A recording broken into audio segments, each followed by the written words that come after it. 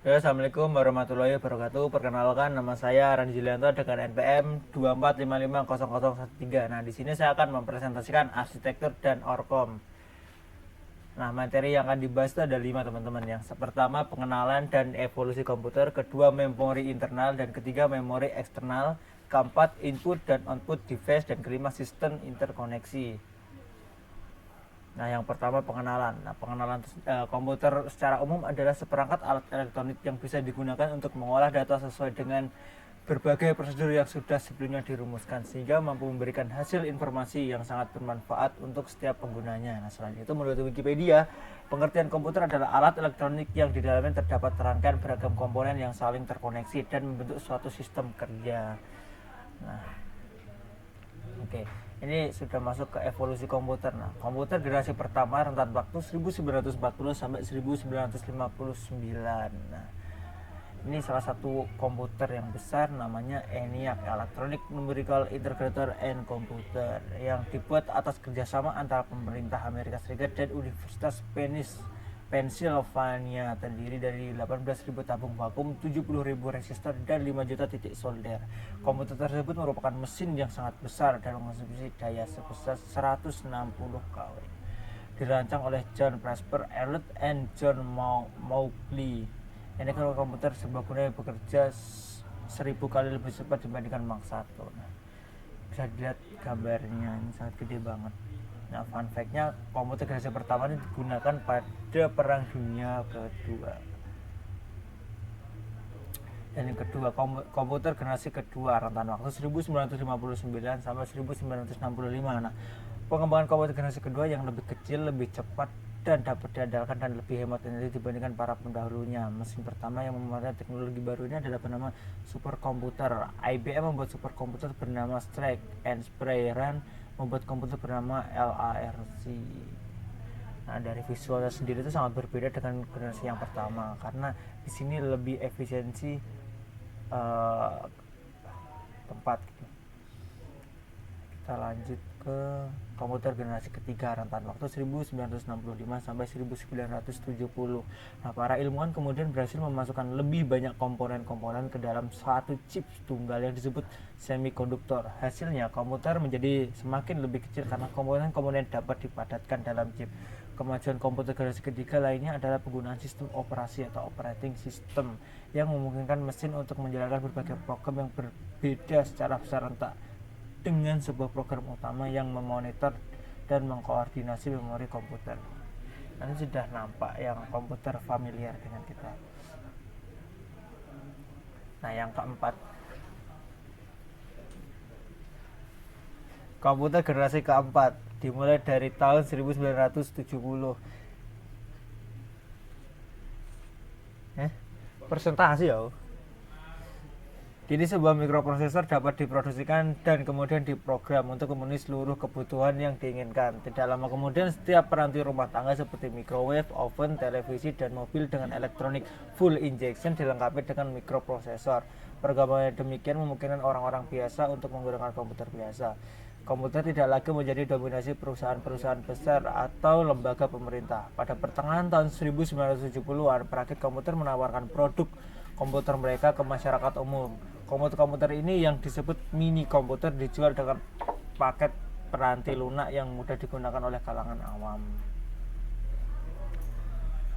Komputer generasi kelima. Beberapa komputer dapat menerima instruksi secara lisan dan mampu meniru nalar manusia. Kemampuan untuk menerjemahkan bahasa asing juga menjadi mungkin. Fasilitas ini tampak sederhana, namun fasilitas tersebut menjadi jauh lebih rumit dari yang diduga ketika programmer menyadari bahwa pengertian manusia sangat bergantung pada konteks dan pengertian ketimbang sekadar menerjemahkan kata-kata secara langsung. Nah, kita bisa ambil kesimpulan dari kelima generasi ini ya teman-teman. Nah, dari generasi pertama sampai generasi kelima itu yang paling menonjol adalah dari segi ukuran. Dari segi ukuran di sini juga bisa dilihat lebih simpel. Semakin tinggi generasinya semakin simpel. Kita lanjut ke memori internal. Memori internal tersendiri dibagi menjadi 4. Yang pertama RAM. Random Access Memory, fungsi utama sebagai memori utama sementara yang digunakan komputer untuk menyimpan data dan instruksi yang sedang diproses oleh prosesor. Dan yang kedua, ROM, Read Only Memory, fungsi utamanya menyimpan instruksi tetap atau permanen yang dibutuhkan komputer saat dinyalakan atau booting. Change Memory, fungsi utama sebagai memori perantara antara RAM dan prosesor untuk mempercepat akses data yang sering digunakan. Dan yang keempat adalah register, fungsi utamanya menyimpan data dan instruksi sementara yang sedang diproses langsung oleh CPU.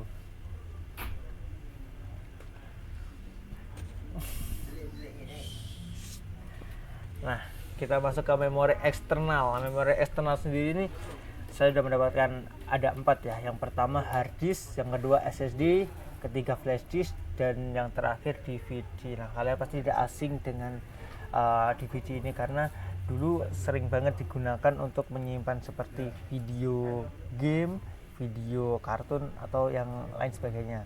Nah, untuk pengertian sendiri kita mulai dari hard disk. Nah, hard disk sendiri media penyimpan berbasis piringan magnetik dengan komponen mekanik. Nah, kita bisa lihat gambarnya sendiri, ini ada lingkaran piringan magnetiknya. Dan ada SSD. SSD ini menggunakan chip memori flash tanpa komponen bergerak. Nah, jadi dalam kotak ini ada chip-chip yang fungsinya untuk menyimpan data-data. Nah, flash disk USB juga menggunakan chip, cuman ukurannya lebih kecil lagi gitu. Nah, yang sering digunakan pada komputer untuk menyimpan data yaitu hard disk dan SSD. Nah, bedanya apa? Untuk hard disk ini kapasitasnya besar dan harganya terjangkau, cuman untuk kecepatan baca dan tulisnya lebih lambat. Berbanding terbalik dengan SSD. SSD memiliki kecepatan tinggi, tahan bentur, dan hemat daya, namun harganya lebih mahal. Input dan output. Nah, pengertian perangkat input adalah alat yang digunakan untuk memasukkan data atau perintah ke dalam komputer agar dapat diolah oleh prosesor. Perangkat output adalah alat yang digunakan untuk menampilkan hasil proses data dari komputer ke pengguna. Kita bisa lihat video seperti berikut.